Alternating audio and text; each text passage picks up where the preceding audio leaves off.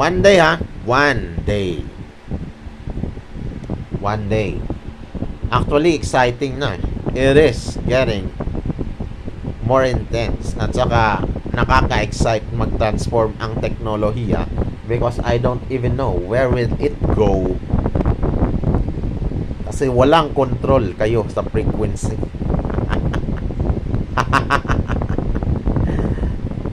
At one day, yung insulto ninyo sa ulo, magre-reflect yan. One day.